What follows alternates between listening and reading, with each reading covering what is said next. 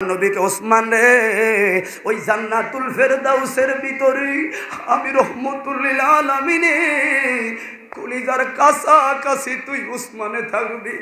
উসমান কয় এখন বুঝতে পারলাম গো, এটা তো হলো হাসরের হিসাব, এটা হলো জান্নাতের হিসাব ও মায়ার নবী। আর কবর হিসাব তো এখন আমি পাই না ও মায়ার নবী গো। যখন আমি উসমানে নামাজটা পড়া বাড়ির দিকে রওনা দেই গো, আমার হাতের বাম পাশে একটা কবরস্থান আছে গো। দুনিয়ার মানুষেরা কবর দেখলে কি মনে করে জানি না, আর আমি উসমানে কবরটা দেখলে দৃষ্টি যায় ওই 3.5 হাত মাটির তলে কি হয় গো।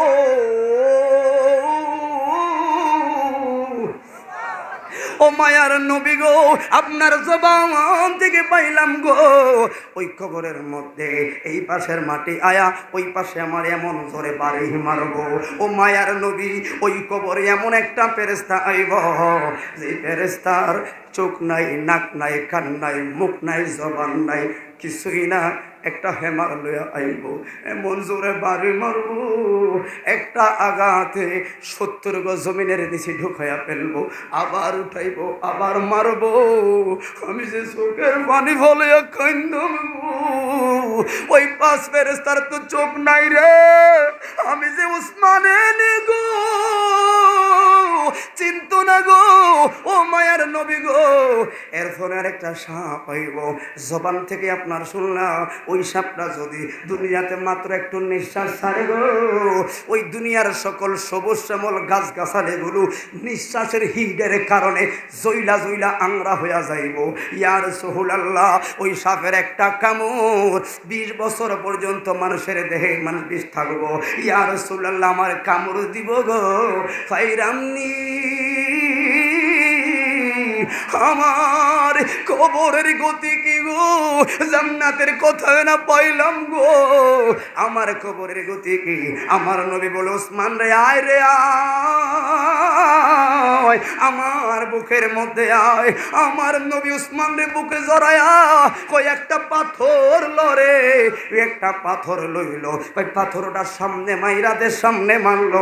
আমার নবী বলে ও সাহাবী শুইনারা, এখান থেকে এই পাথর যত দূর পর্যন্ত যায়া পড়লো রে, এই এরিয়ার মধ্যে তুই উসমানের কবর হবে।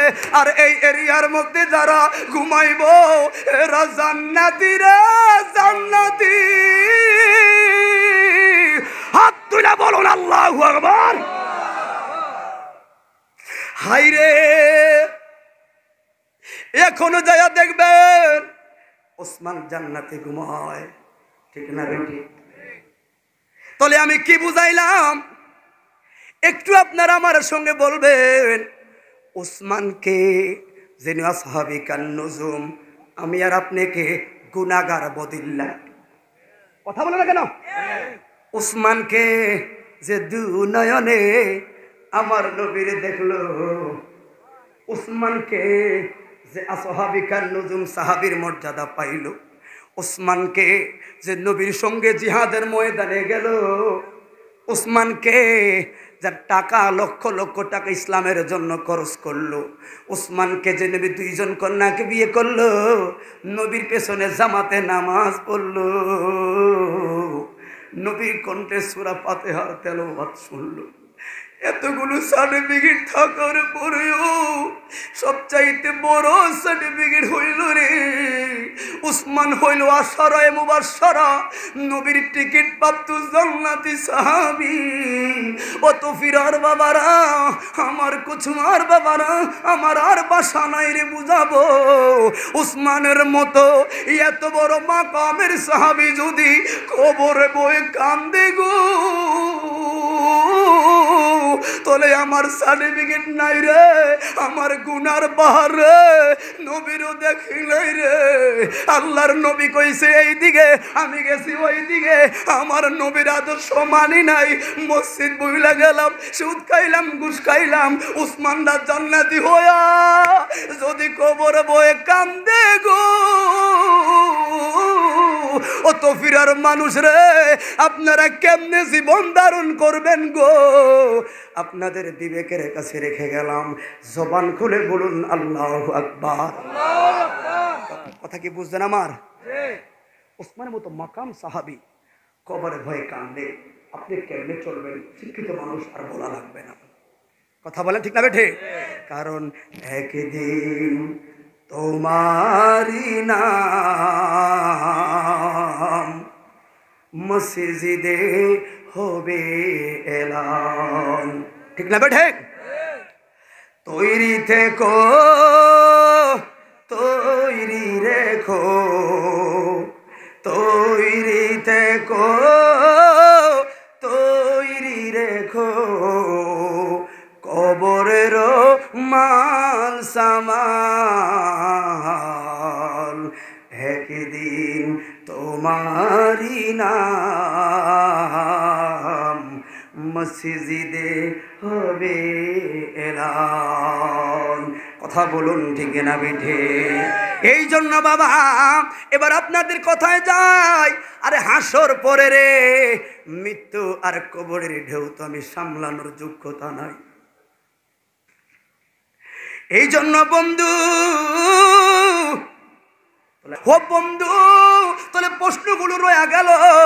এবার বুখারীর বর্ণনাটা বললাম, যুবক তোমরা যারা আইলা হাসর ময়দানের কথাগুলো পয়েন্টে পয়েন্টে বলে যায়, আর কি হইব না হইব সারা জীবন এই সকল ওয়াজ আপনারা শুনলেন। মূল থিমস হলো 7 ধরনের লোক ওই হাসরের ময়দানে আল্লাহ পাকের লামুকানের রহমতের ছায়ার নিচে জায়গা পাবে।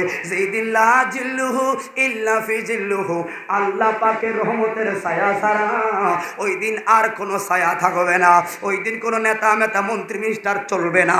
ওই দিন শুধু একমাত্র আল্লাহর লামুকানের ছায়ার নিচে 7 ধরনের লোক জায়গা পাবে। এর মধ্যে 1 নাম্বার হলো ইমামুন আদিলুন। সমাজের মধ্যে যারা নীতিবান আছেন, নেতা আছেন, সমাজের মধ্যে যারা নেতৃস্থানীয় লোক আছেন, শুনে রাখবা আপনাদের জন্য জান্নাতের সুসংবাদ। যদি আপনারা ইমামুন আদিলুন বিচারটা করবেন, চোখ ছায়া করবেন, বিচারটা করবেন আল্লাহ রসুলের ন্যায় নীতি মোতাবেক করবেন, তাহলে আপনার জন্য পুরস্কার। ওরে 2 নাম্বার 3 নাম্বার 4 নাম্বারের কথা হইল রে যুবক, যে যুবক যৌবনকালে রে বন্দিগি করব, যৌবনকালে মসজিদের জন্য পাগল থাকবো, যৌবনের তারা রাস্তায় ফেলে দিয়ে দৌড় দিয়ে মসজিদে গেল, ওই দিন লামুকানের ছায়ায় ওই যুবকটা জায়গা পাইব। আর মনে রাখবা ওই বুখারী আয়াতে হাদিসের ব্যাখ্যায় সরার মধ্যে যাইয়া পাইলাম, ওই হাসুরে ময়দানে 2 জন তোমরা গেলা রাস্তার মধ্যে, চাচাতো ভাই তোমরা মিললাম, একজন গেল লামুকানের ছায়ার তলে, আর একজন ঘামের সাগরে ভাসে রে, আর একজন ঘামের সাগরে ভাসে জাহান্নামের অপেক্ষায়। ওই জাহান্নামে যেই ভাই গেল ওই ভাইটাও কান্দে, আর লামুকানের রহমতের এসির ছায়ার তলে যেই ভাইটা আছে ওইটাও চোখের পানি ফালাইয়া কান্দে। ফেরেশতারা বলবে রে কান্দোস কি নাই রে? কিবা আপনার বলবেন ইমাম গাজ্জালী কত সুন্দরভাবে মিলাইয়া গেলেন। এবার বলবে ভাই রে আমি আছি আমার ঘামের সাগরে পয়সা, কারণ আমার জাহান্নাম নির্ধারিত রে, আর তোমার জন্য জান্নাত করলো অপেক্ষা। তুমি এখন লামুকানের ছায়ার তলে রহমতের ছায়ার তলে আসো, তাহলে তুমি কান্দো কেন? আমি না কানবো? বড় কষ্ট লাগে। ওই ভাইটা বলবে আমি কান্দি আনন্দে রে, আনন্দে। তুমি কান্দো দুঃখে, কয় আনন্দের কারণ কি? কয় চাচাতো ভাই রে আমার আল্লাহর দরবারে শুকর, এই জন্য 2 ভাই একসঙ্গে রওনা দিলাম রে। তো ফিরার বাজারের মধ্যে যাব, হঠাৎ কইরা মাগরিবের আজান দিল, তুমি গেলা আড্ডার মধ্যে, আমার খোদায় আমার নিচে মসজিদের ভিতরে, তুমি গেলা দুষ্টামির মধ্যে, আমার মাওলা আমার প্রতি মায়া কইরা আমার নিচে মাদ্রাসার মাহফিলে, তুমি গেলা খারাপ কাজে, কিন্তু আমার আল্লাহ যে আমার প্রতি মায়া কইরা আমারে মসজিদ বলাইছে রে। আমার আল্লাহ তো পারতো আমার খারাপ কাজ রাখো, তোমার রাখতো আমার জায়গায়। আমি এই শুকুর কেমনে নিয়ে আমরা, আমার মালিক যে দুনিয়ায় আমার প্রতি রহম করছে রে। জবান করে বলেন আল্লাহু আকবার। সেই সময়টা আপনার আমার সামনে। এবার ইয়াউমা লা তামলিকু নাফসুন লিনাফসিন শাইআ, হাসর ময়দানে ভিন্ন আরেকটা পরিবেশ হবে। ওই সময় বাবা সংসার মায়া কাল্লাই করলা, ওই যে আপন বললাম আমার নবী, এবার এই কথা বলে বিদায় গ্রহণ করব। বন্ধুরে আমার পেরেশান হইয়া দেখবা আপন ছেলে বড়ডারে, কিরে আপন ছেলে মেহরবানি করে দাঁড়াও। কি জন্য দাঁড়ায়া? বাবা তোরে চাকরি লওয়া দেওয়ার লাইজা কষ্ট করলাম, এটা মুসলিমের হাদিসের মধ্যে আছে। আজকে বাবাই বড় পেরেশান হইয়া গেলাম, কিছু চাই না, ছোট্ট একটা আমল যদি বাবারে দিতি।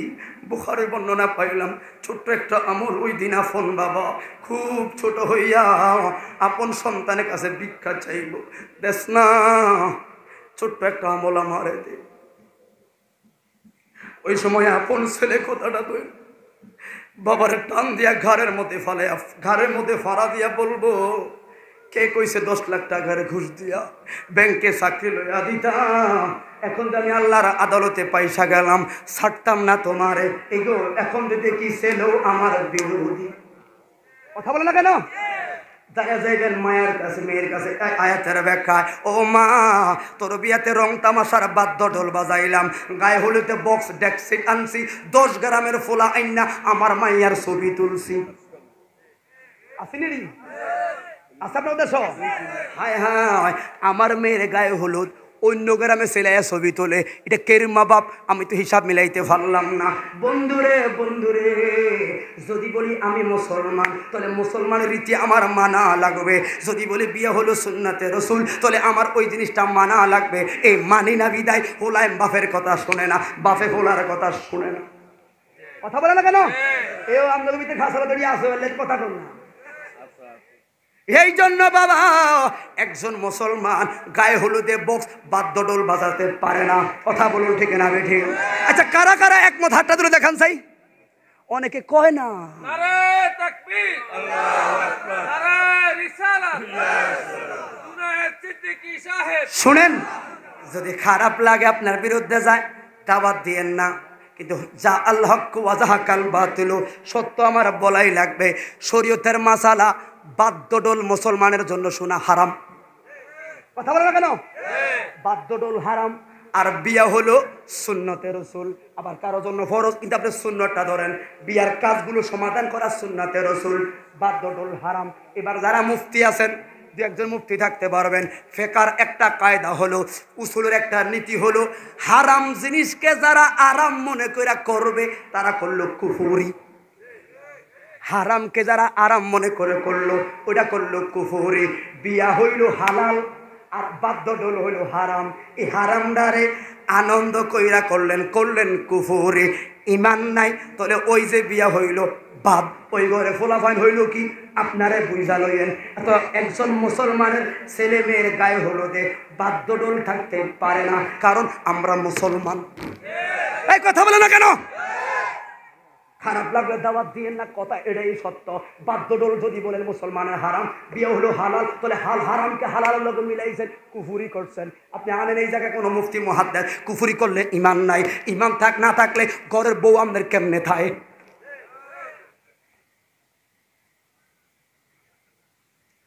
এই জন্য বাবা কি কসুয়া কি কথা আপনার না শরীয়তের কথা,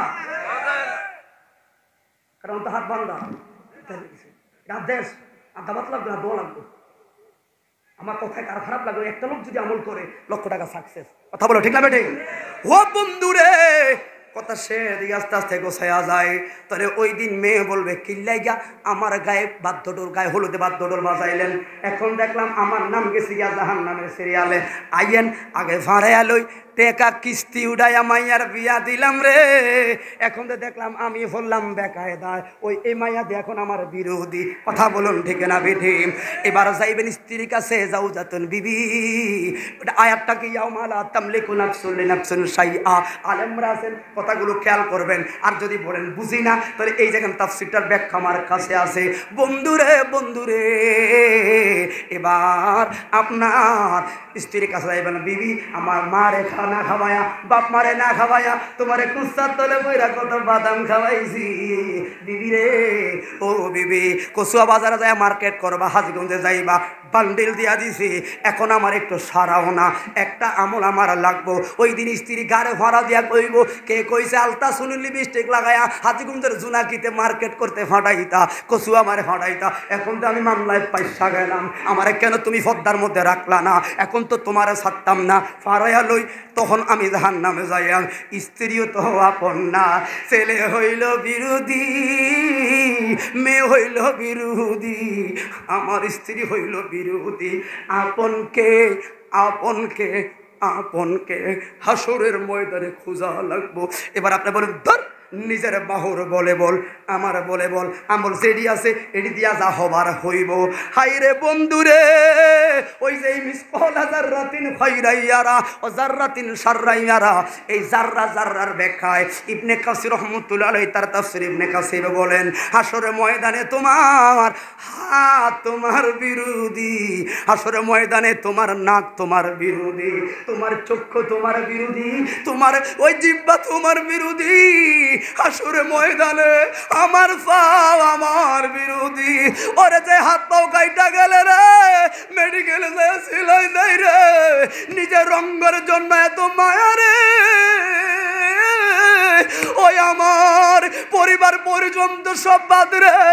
হাসরের ময়দানে আমি তো নিজে আমার বিরোধী রে। এখন কই যায়াম? মুসলিম শরীফের হাতে এখন দৌড়াইয়া যায়াম আদম সফিউল্লাহর কাছে। আদম সফি বলল, ফাত্তান্না, আমি নিজেই গুনাহগার, আলাইকুম বি মুসা খালিমুল্লাহ।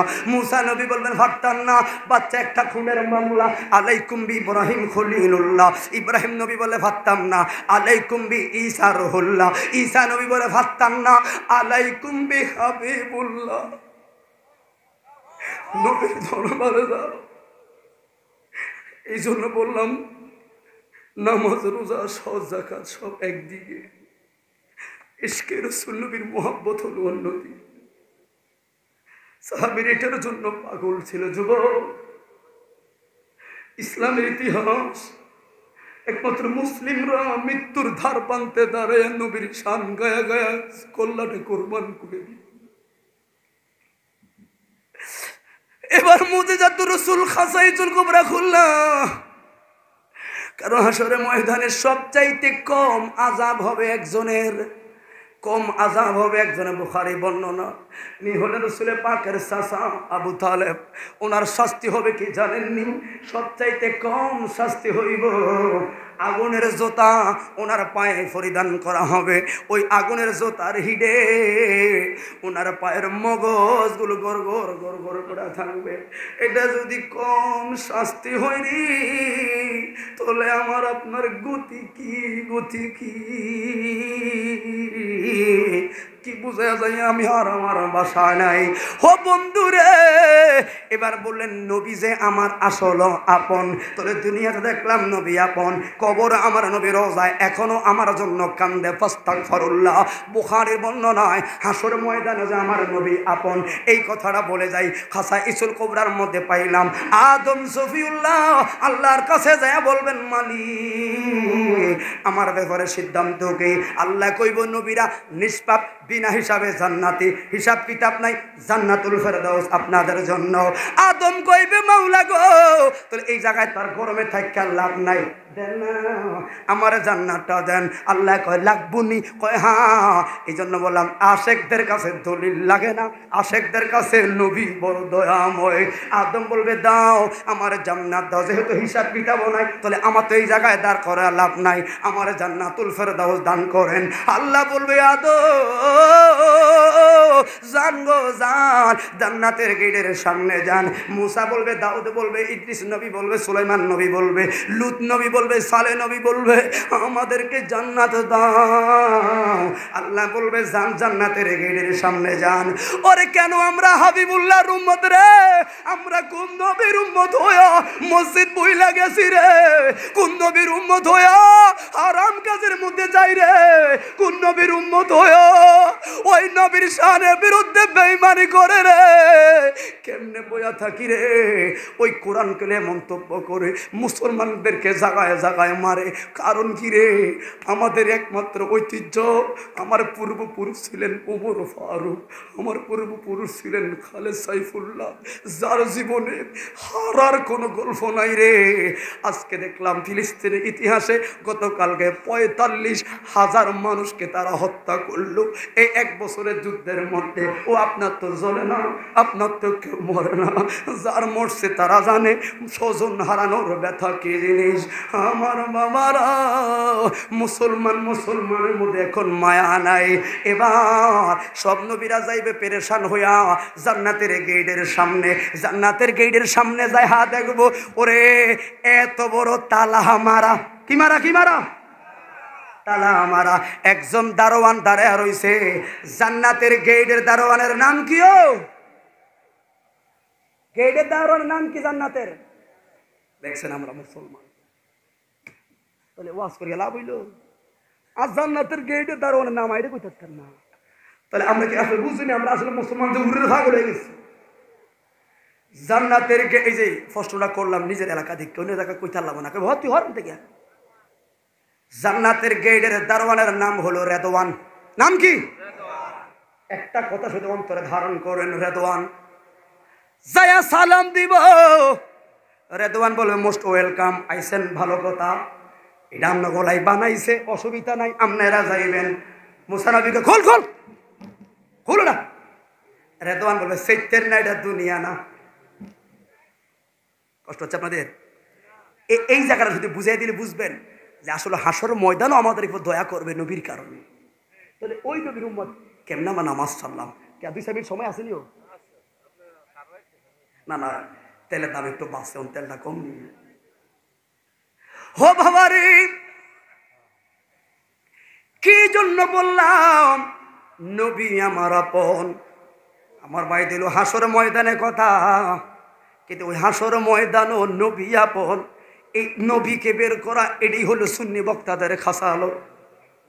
এক একজন এক একদিকে কথা বলবো, আর সুন্নি বক্তারা ওই হাসর থেকেও ঘুরে ঘুরে মূল নুরুল আলা নূর নবীর কদমের কাছে যাইব। কারণ আমরা আর কোনো সালান নাই। বন্ধুরে সবাই যায় কইবে দরজা খোলো, রেদওয়ান বলবেন অসুবিধা নাই, এটা আপনাদের জন্য। তবে সামনে কি দেখলেন? কয় তালা মারা, চাবি ছাড়া তো আর তালা খুলবে না। কয় না, চাবি আনছেননি, চাবি কি আপনারা আনছেননি? মুসা নবী তোর তুই এই জায়গায় কি লেখা রে রইছ? কয় ধমক দিয়েন না, এটা দুনিয়া না, আমি দারোয়ান দাঁড়ায় রইলাম। আল্লাহর জান্নাতুল ফেরদাউসের গেটের তালার চাবি রাখার যোগ্যতা আমি এটা দোয়ানের নাই, তালাটা ধরার যোগ্যতা আমার নাই। আমি দারোয়ান শুধু দাঁড়ায় রাখলাম। কিন্তু আমার কাছে কেমন কেমন লাগে, যার কাছে চাবি ওনাকে তো এখনো এই জায়গায় দেখা যায় না, দেখা যায় না। চাবিকে আপনার আনছেন নে? কয় না। এখন আরেকজন বলবে এই জায়গায় কথা বইলা লাভ কি, এর কাছেও তো চাবি নাই, আমরাও তো চাবি আনলাম না, আর তালাও মারা, সময় কম, ইরজি ইলাল্লাহ। আবার সবাই রওনা দাও আল্লাহর দরবারে। আল্লাহু আকবার। হায়রে ওরে বন্ধুরে, এবার সবাই যায় বলবে মালিক ও মাওলা গো। কষ্ট লাগে এই জন্য, হাসর ময়দান বড় ভয়ানক জায়গা, এটা দুনিয়ার জায়গা না রে, এটা দুনিয়ার মতো জায়গা না, হাসরের ময়দান বড় ভয়ানক। নবীরা বলবেন কি গো আল্লাহ, কষ্ট লাগে দেখে তো আবদার করলাম, আর এটা তো আঙ্গলাই করে। হ্যাঁ, তাহলে ওইটা দেখলাম যে এত বড় তালা একটা মারা, চাবি ছাড়া তো খোলে না, চাবি ছাড়া হটাইছেন, দেন দেন চাবিটা দেন। আল্লাহ কইব নবীরা চাবি তো আমি আল্লাহর কাছেও নাই, আল্লাহর কাছেও চাবি নাই। হেকমতটা হলো এই জায়গায়। ও বন্ধুরে নবীরা সব দাঁড়ায় থাকবো।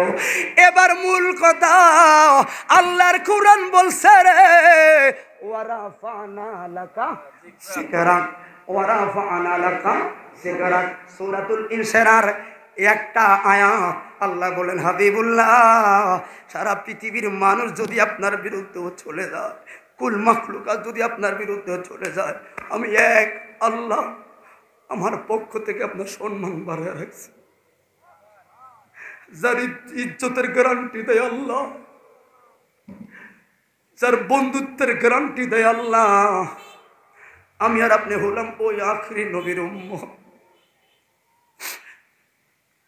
এই জন্য আশেকদের কাছে যারা মক্কায় গেলেন, মদিনায় গেলেন, মদিনায় যারা যায় সালাম দিলেন, এমন কোনো মানুষ নাই রোজা দেখলে তার চোখের পানি আসে না।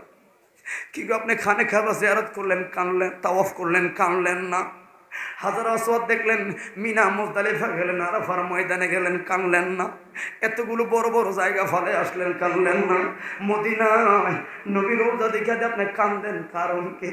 কয় সব ডিপার্টমেন্ট পাইছি হাবিবুল্লাহর কারণে, মক্কা মদিনার শান বাড়ছে নবীর কারণে। কয় কেমনে শুনা রাগরে, বুখারে বর্ণনায় ওমর ফারুক বললেন, এ হাজার আসওয়াদ, তোমার মানুষে সুমা দেয়, তোমার সুমা দিলে বেলে মানুষের গুনাহ জোরে যায়। ওমর ফারুক যায় কয়, জীবনও তোমার আমি সুমা দিতাম না, তোমার দাম বাড়ছে, তোমার সুমা দেয় একটা মাত্র কারণে, রহমতুল্লিল আলামিন জীবনে একবার তোমার সুমা দিছে, নবী তোমাকে আদর করার কারণে তুমি হাজার আসওয়াদের দাম বাড়ছি। আর ওই নবী রোজায় শুয়ে রয়েছে রে, সব জায়গায় ঘুইরা নবী পাকের রোজার সামনে যখন যায় আশেকরা ওই ছিদ্র দিয়া সবুজ গম্বুজের দিকে তাকায় রে, তুমি চাইলো না চাইলো রে তোমার চোখে জল আসবে রে। এটাই হলো আশেকদের। এই জন্য বললাম ও মদিনার, কারা কারা মক্কা মদিনা গেছেন হাত তুলেন? সেই কারা কারা গেছেন? উফ, আরে যারা যাদের সামর্থ্য আছে অনুরোধ করবো, দেরি করিয়েন না, হাত পথে কথা বলা যায় না, যাইয়েন। গেলে তখন বুঝবেন যে নামাজটা পড়ে যে স্বাদ লাগে, এই স্বাদের মূল হলো মদিনা। কথা বলো ঠিক না বেটে? ও মদিনার মাটি রে, সকল সুখ বুঝি তো ওর কপালে, ও মদিনারে তোর বুকে আমার নবী, যার লাগি পাগল সবই, যার তরে সৃষ্টি হলো ত্রিভুবন, কাঁদি আমি সারাক্ষণে, কখন যাব সেখানে, সোহে না সোহে না আর পুরানে, ও মদিনার মাটি রে। না পারলে একটু মুখটা লড়াবেন, কারণ মদিনা শব্দটা মুখে না আসলে আসবে কোন শব্দ। ও মদিনারে পাখি যদি হতাম আমি, উইরা উইরা যাইতাম আমি, থাকতো না মনে কোনো যাত না, দেহে নাই পাখায় আমার, সাথে নাই টাকায় আমার, দেহে নাই পাখায় আমার, সাথে নাই টাকায় আমার, কেমনে কেমনে যাব ও সেখানে, ও মদিনার মাটি রে, ও মদিনারে তোর কাছে গেলে আমি কত সুখী হতাম জানি, তোরে আমি বুঝাইব কেমনে, জবান করে বলুন ইয়া রাসূলুল্লাহ। হাই রে, একেবারে শেষ সময় কি বেশি হয়ে গেছে বাবা? অনেক সময় গেছে। হ্যাঁ হ্যাঁ হ্যাঁ, সময় লাগবে। কারণ হাসর ময়দানের সাবজেক্ট এটা অনেক কথা, অন্য একটা সাবজেক্ট দিতেন কাটে উঠে দিতাম। রোদ হাসরের সাবজেক্ট দিলে এখানে মরণ থেকে কথা ইঙ্গিতে আসা লাগবে, ঠিক নেই? তাহলে ডাইরেক্ট হাসর কেন গেলাম মরণ ছাড়া, কথাকে বুঝছেন আপনারা? তো ওই সামনে দিকে আমার এক ঘন্টা ওদিকে হাওয়া লাগছে, এরপর আমি মরণ কবর থেকে হাসর মধ্যে আসা লাগবো, ডাইরেক্ট তো করা যায় না, একটা প্রেক্ষাপট আছে সব কিছু। কষ্ট যাচ্ছে বেশি বাবা? নিজের এলাকার মানুষ খুব বড় ওয়াতান মিনাল ঈমান। এই জন্য বাবা তাহলে আল্লাহ বলবেন ইরজি ইলা আদম সফিউল্লাহ। এবার আপনাদের প্রথম কথা হলো আল্লাহ না জানে কার ডান হাতে আমল আসবে, কে জান্নাতি কে জাহান্নামী, হিসাবের প্রেক্ষাপট আল্লাহ জানে। তাহলে হাসর বানালেন কিসের জন্য? প্রশ্নটা করলাম, এটার উত্তর পাবেন এই জায়গায়। বন্ধুরে বন্ধুরে